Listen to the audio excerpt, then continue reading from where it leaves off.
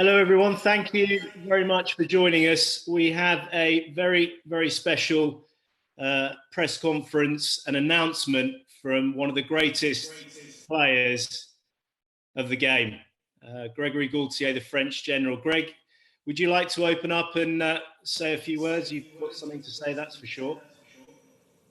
Hey, Joey, how are you? Nice to see you. First of all, thanks the PSA to have set that up, and my club here in Mauritius, the HRMM club. So today, after 22 years of a pretty intense career, I've decided to retire from the PSA World Tour. So this is why today it's kind of nice to actually talk with you, because first of all, you're a close friend, and second of all, now you're commentating also, and it's nice to give me that kind of interview. So I'm really delighted to share this moment with you too.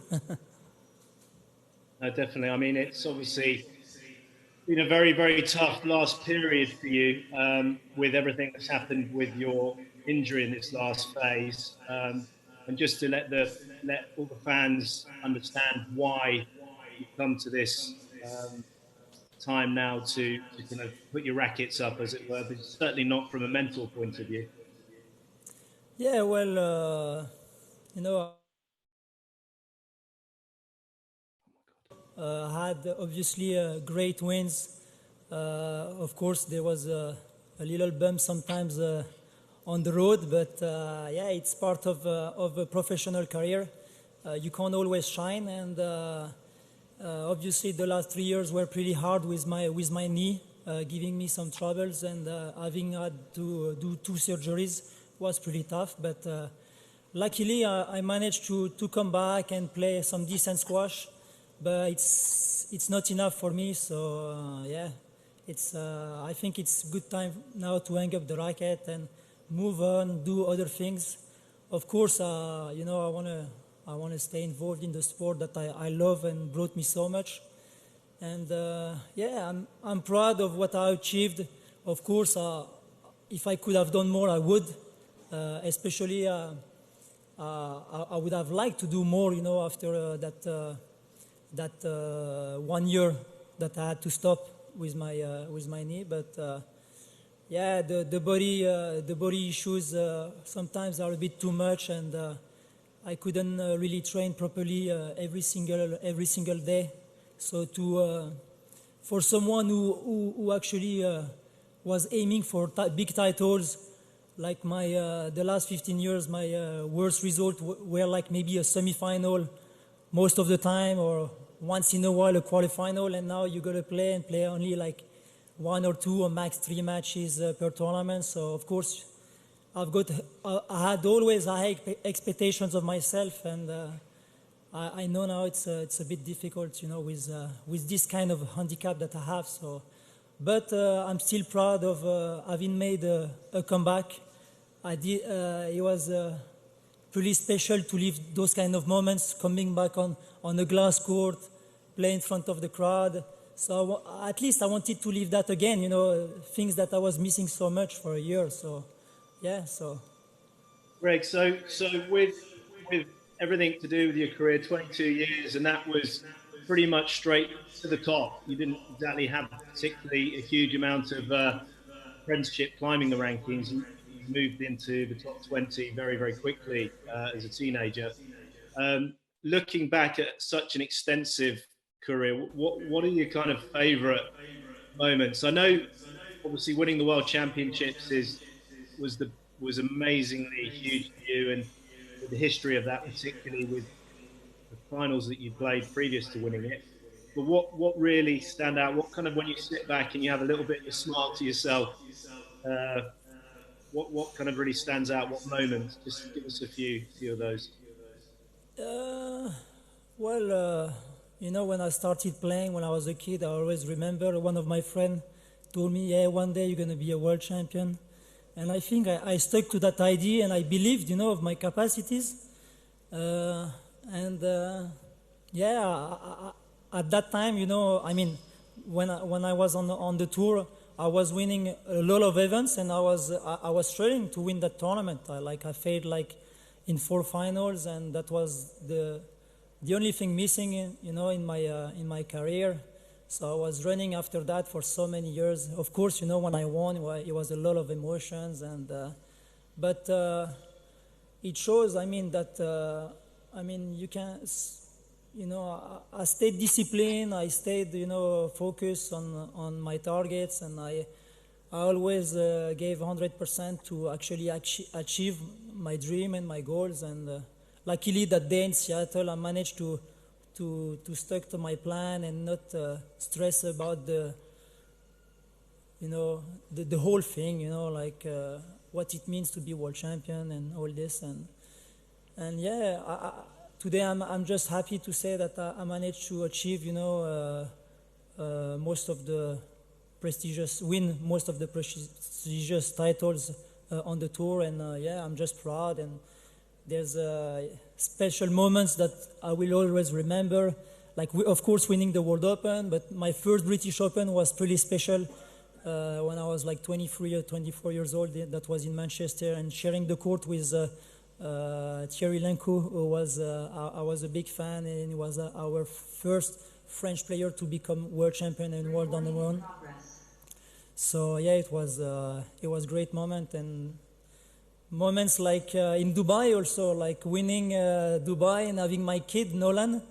And I remember when I won, we were on the court and he was lifting the trophy with me, and actually the trophy was bigger than him. So that's really special and unique moments. Yeah. So there's too many things, of course, that will stay forever in my head, and I can't pick which one is the best because they're all unique. But yeah, it's at least I lived those moments, that are pretty unique. Well, I mean, you set records all over the place, and what really stood out for me was the fact that you got to world number one again. You're the oldest ever world number one to achieve that status after being there before, coming back again, playing. What changed in your mindset? Because certainly your body started to change. Did you become more mature and more professional with everything you needed to do? Because there was definitely a big change from your early 20s through to your kind of early to mid 30s. Yeah, I was actually had to do much more work, but in a different way. Yeah, I had to every details, really counts. Especially when you get older, like when you're 35, you don't recover the same way, and had to like really pay attention to everything. The way I was training, the recovery part was really the key in between tournaments. Not to mess around with this. Obviously, I had a great team behind me to advise me and always help me and to help me for my performance to be the best as I can. So yeah, my coach, my fitness coach, my mental coach, and physios were working without counting hours, which meant a lot to me. And yeah, but it's true. I mean, if you want to coach a guy who wants to be the best, you need to bring the best out of you. Yeah, luckily I had a great team who could support me during my career. And yeah, it was without them, of course, I wouldn't have achieved that much and win that many tournaments, and or back up all the tournaments that was in 2016, right? Where I was winning most of them, all the matches in like five months in a row. And yeah, this great run that I will, of course, always remember. I was flying in every tournament, and everything was like, I don't know, I was not even thinking. Everything was kind of perfect. And when you are in those kind of moments, you feel like you can't even be in trouble. And that was a great feeling. But it only lasts for 5 months, not for for 20 years. But at least I lived those kind of moments where yeah, you feel like untouchable, and it was great. I bet. And 22 years of playing on the PSA World Tour, you crossed over a lot of great players and generations. I was lucky to witness so many of your matches, particularly obviously when we launched Squash TV, to those battles that entertained everyone so much. Um, Out of the players that you have played over the years, all going back all the way to Jonathan Power and Peter Nicol and the great Australian players as well, and obviously your contemporary Terry Linku. Just take us through who were the most difficult physical and mental opponents for you in those matches that you think back? Well, I'm not gonna say Joey Barrington, but even if we had some good matches together, but I would say Rami Ashur was the best of all of them. He was really special and yeah, really tough to break down. He was not he was never giving any signs of tiredness when you would play with him. It was at a pace where probably unmatchable with any other of the other guys, and sometimes after like 2-3 rallies I was already like out of breath, and it's not the feeling I could get with other guys. So but then, yeah, it was nice to share the court with all those legends like Nicol, Power, Palmer, Thierry, and then have the chance to play with Rami, Shorbagi, and now Farag, and even played with Asal. Yeah, I was lucky to play with all those generation.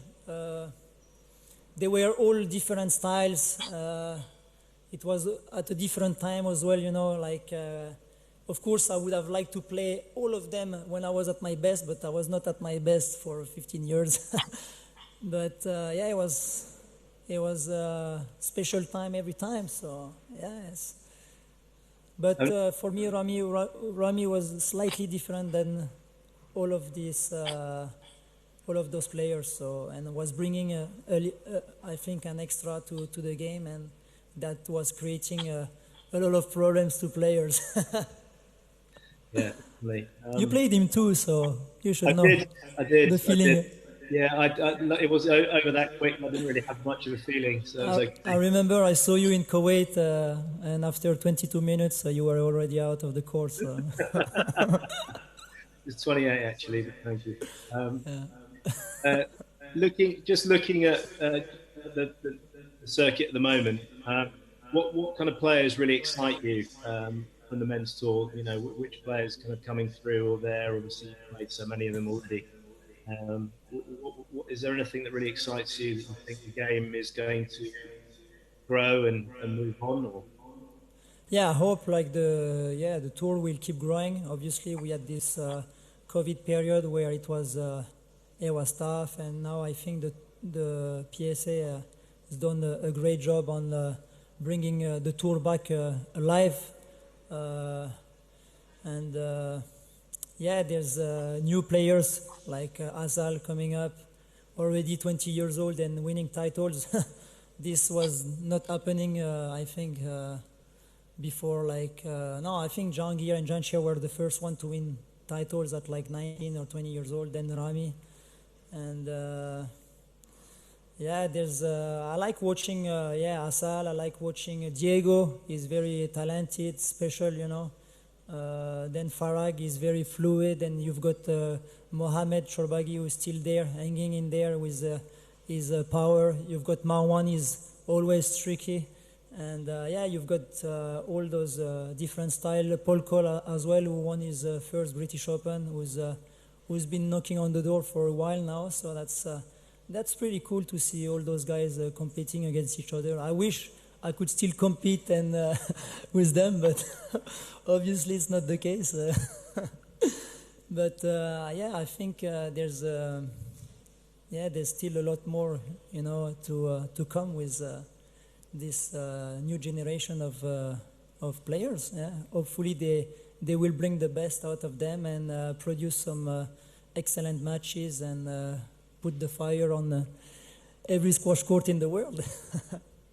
and for you, you've got a huge team of people that were so involved with you, and consistently throughout, in terms of loyalty from them, loyalty from you. Just name a few of the people that have really stood out and helped you from the very beginning? The ones that, where you were up and coming type, to stay the long course with you, because it's obviously not easy. You're not an easy character. To go through and ride those waves, the ups and the downs, and particularly the downs that were there to support you. Yeah, well, there's a lot of people, who have helped me throughout my career. Of course, my first real coach was André Delost, that you remember him, who actually taught me a lot. And there was after him Frédéric Lecomte. So when I was like 13 years old, I decided to move. I had to move away from my family to go to the National Center that was based in Aix, that the French Federation that created that center to get all the elite players to train together, to have a national coach. So it was like for me like a lux to at 13 years old to be able to play with and train with like the under 19 best players in France, to have a daily program with a coach. I had physios already, doctors to help me out, and so that was a big bonus, for the start of my career and my growth, So it was very important to be taken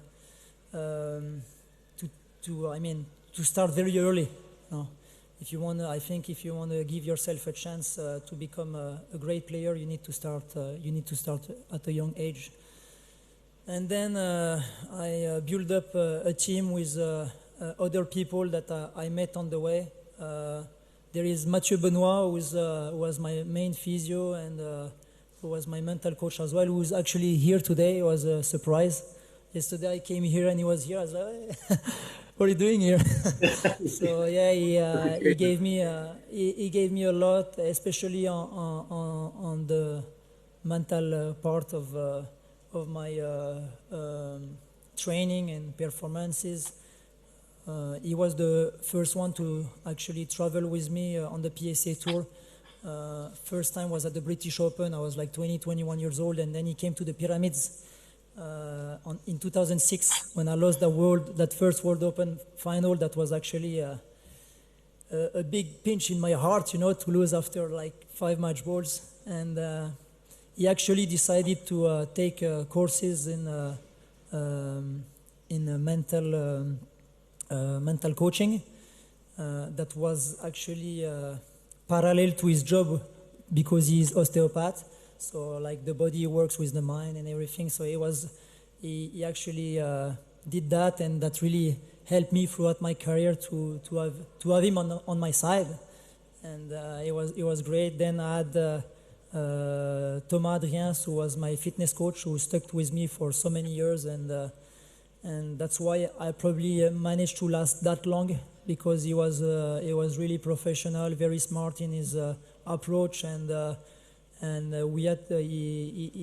brought me like a lot of training with quality and not always with quantity, So that's why during the end of my career, we had to change a lot of things to make me last as long as possible, and that's why I managed also to come back to world number one at the age of 35, and also make a comeback after that brutal injury. And then all the physios and doctors who actually were at the National Center, Caroline Glin as well, who is based in Manchester, who was working with me, Yann Bourrel, who actually did all my recovery after my second surgery, who spent like tremendous hours and didn't want to give up.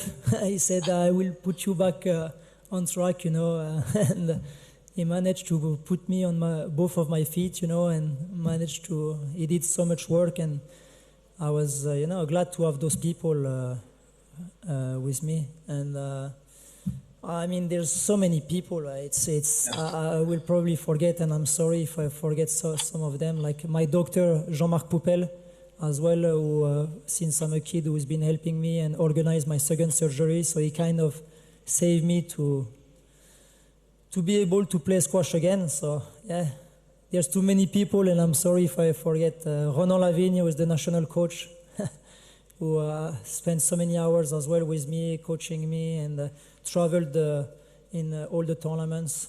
So yeah, he was in the national team with me when I was a kid. So we had the good time together on court, off court, and as a coach. So it was pretty nice. And yeah, then also I don't want to forget all the sponsors who actually supported me during all my career, but during my downtime as well. When I was on crutches, it was tough, but they didn't forget me. So I'm really thankful and grateful for them. And yeah, my clubs here in Mauritius, in France, the HRM club, my club in Prague, and all my friends and sparring partner who they've been great and giving so much time and so much effort as well. So I don't want to forget them. So sorry if I forget people and my family. Sorry, I don't want my family, of course, who stuck with me from the beginning and even in the tough period of my life. So yeah. Yeah. Too many people, Joey. Too many people. I don't think we have time to name everyone. It gives the fans that don't know the background necessarily and the intricacies of what you've gone through and how many people have been involved with your career and supported you. You name so many physios and doctors, and it just goes to show what's needed to achieve to the top. Greg, I wanted to ask you this because it's, they'll be wanting to question it on social media and all the rest of it, but what would you have changed in your career? What would you have changed? What in terms of slight regrets, yes, you could say about wanting to win that world championship with 5 match balls, but I'm not necessarily veering towards that, but is there anything in your career when you look back and you think I'd have changed maybe where you lived or something that would have been a big... Well, it's tough to say what I would have changed because everything was a learning experience as well. Maybe winning a World Open too early would have been probably a good thing, but maybe a bad thing. I don't know how I would have reacted after, if my career would have been the same or not. In one way, maybe I would have had less pressure because I wouldn't have thought too much about that World Open title and everything. But in another way, I don't know how I would have felt afterwards if I would have kept fighting like that much. And so it's tough to say. For me, everything was an experience to live, a learning process. Every tournament was different, and even when I was winning tournaments, I was always thinking, okay, what can be done better here, and to keep improving, So, of course, I would have preferred to win every single tournament, if it was that simple, but it's not, And if I could have had maybe all those people behind me from a younger age, probably that would be easier, that would have been easier, I would say, to have maybe a better preparation younger, and maybe I wouldn't have failed in those tournaments because maybe I would have had a better mental approach. I would have been maybe more disciplined in certain areas that actually maybe paid the price. And then, But as I said, those experiences helped me for what happened afterwards. All those losses, those bad losses, that helped me to keep digging in and then manage to win some great titles. So I took it that way instead of just of course sometimes it's depressing when you lose like big things, but I always found a way to bounce back, stand up, and I kept fighting until I could reach what I wanted, but then obviously you can't win it all. You won a lot. Would be great. But you won a lot. You won a lot. What will you miss most? Don't say the travelling. Surely it won't be the travelling. But what will you miss most about not competing on the PSA World Tour? The most I will miss is, of course, the competition, because I'm, this is what I have in my blood since I'm a kid. I love the competition so much. I will miss, being on those magical courts, Like, come on, you step in these courts in front of nice crowds in so many stunning places in the world, when you play like in Grand Central, when you play in the pyramids, there's so many nice places and that I was lucky to play in, and I will miss those things, It's when you step on the court, it always brings you certain adrenaline, and I will miss all the process, all the training part, the process, to actually come into an event, what you put in, all the bricks, you put together to actually try to reach your goals, and once you actually lift that trophy, it's even if it's like 2 seconds, you lift that trophy, you know all the hard work you've done and why you did it, because it brings you something that not everyone can have, so I will miss all this. Yeah, of course you will.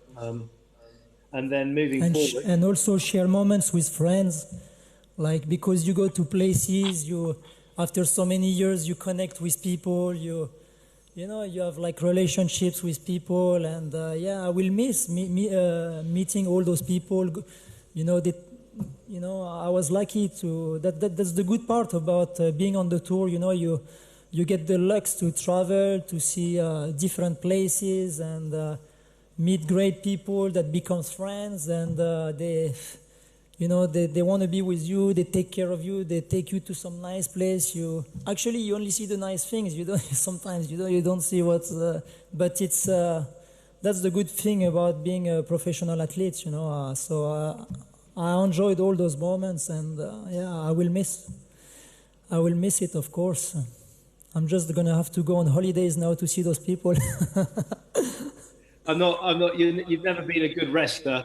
You've never been a good rester anyway. So, moving forward now, what's down the pipeline for you? What are your plans? Because you're a busy man. So, what are you looking to do? And I will be involved with my clubs. Like, of course, I will come a few weeks a year here in Mauritius. We have the same branch of club in Annecy in France. So I will stay involved with them, try to develop the sport, and also in my club in Prague, in Strav club, we have an academy with semi-pros and pro players that comes. Some PSA players that actually either live there full time or come for a week or two or a couple of weeks to train in between tournaments. So I'm involved with them, to improve the program and be there for the players. I will help promoting, my sport that I love, the way I can, and see what kind of opportunities also I have. I will do for sure some camps. Work probably with some athletes who wants to develop, their knowledges, who wants to, improve their squash. I believe that I have maybe some quality to help, pro players or juniors or whatever, to whoever they want to, let's say, maximize their potential. And I don't know what else. You're obviously going to keep yourself fit as well. You're not going to let yourself go, are you? You're going to keep yourself in good shape. No, I will stay in shape because I still want to play a couple of leagues. I want to play when I can, when I can jump on the court and I feel my body is good, I still love playing. When I feel like my knee doesn't bother me much, I'm going as hard as possible, and I tried to play when I was like 25 years old. Of course, it doesn't work, but it works sometimes for a couple of minutes. But whenever I have the chance to play, I do because I love it, So it's I can't just switch off like that. And I love going to the gym. I love working out. So I need to stay in shape. I don't want to end up like being like a stone, I need to stay healthy. To be fair, I really, I like this kind of I need to stay disciplined with myself too, so. And from my point of view and all the contemporaries as well, I mean, you've brought so much joy and so much entertainment to the squash world, whether it was when you were being successful or having a bad day at the office. But, as a friend and a contemporary that's played against you and played with you, it's been a real pleasure. I hope you're very proud of your nickname, which you continue to use. I know Nick Macken is very proud of his. I think Nick's now actually just walking around in a wolf outfit, which is probably a bit too far. But with everything to do from Squash TV point of view, thank you for bringing so much to all of us watching you play. And look forward to having you on Squash TV at some point as well. It would be great, to share this future moment maybe with you. And if I'm able to commentate, that would be maybe a new experience, a good experience for me. I never tried, and I just did a couple of appearances with you for a game or two sometimes. But that could be nice, actually. Yeah. Why not? Well, I mean, I just want to again thank you so much for speaking with me and everyone that's listening and will listen. It is a sad day for squash in so many, but you're going to be involved and keep doing what you're doing, which is wonderful for the sport and for yourself. So I'm going to hand over now to Jerome from the French Squash Federation to take the lead after this, but wish you all the best, and I will be speaking to you very, very soon. Last word. Thanks, Joey, for sharing this moment with me, and of course, always nice chatting with you. If I miss people, during my speech, I'm sorry, but all my love is for all the squash fans, all the people who's been there with me during those years. I actually forgot two players, Shabana and Nick, when I was talking about generations. So sorry, guys, but those guys were and James. And James. Oh, there's too many. James, I'm sorry too, but those guys were amazing. They're amazing players, and I actually loved watching them play too, and had good time having those battles with them. And if we could have brought entertainment and pleasure to people, that's great. And if we manage to inspire future kids or people, that's all a bonus. So thanks for this moment, and thanks to the PSA to have set that up, and I love you all. Good luck, Greg. Thank you very much.